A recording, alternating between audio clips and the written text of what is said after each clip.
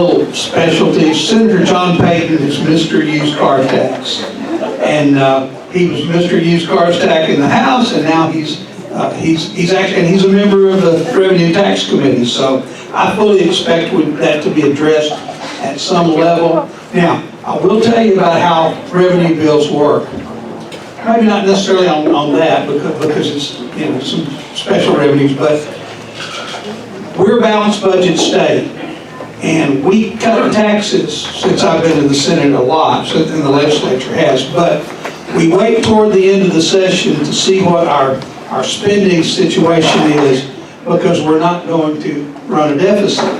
So the tax cuts we choose are those after we've decided, for example, what we're going to be doing in education and all the other revenue needs. So I expect to see some movement on that.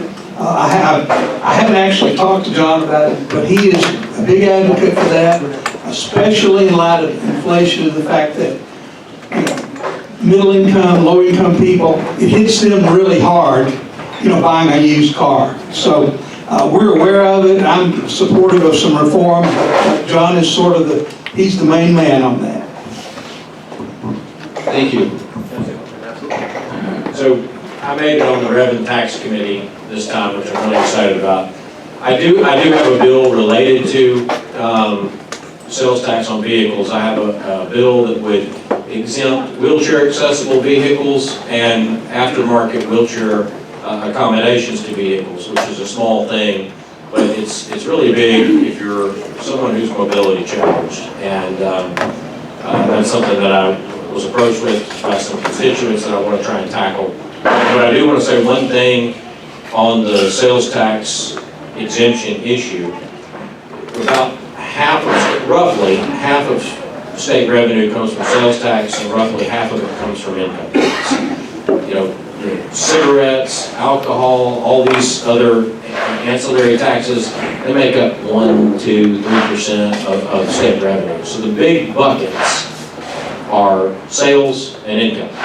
And as you're prioritizing these things, you can't get rid of all taxes, although all taxes, we all agree all taxes suck, right? But some taxes are more economically damaging than others. And I would just make the pitch that income taxes is where we need to continue our focus. This is what we've lowered over the past 8 years. It's where the governor wants us to head in terms of a phase out. And the reason for that is because it's perhaps the most economically damaging. Taxes either incentivize or disincentivize something. And when it comes to income, if you're taxing income, you're disincentivizing work, labor, and productivity. These are all things that we need more of. And when you're lowering sales, you're disincentivizing consumption, which is great. We need people to spend money in our economy, right? But we also need people to save money and invest money. So that's just my pitch for income tax reduction.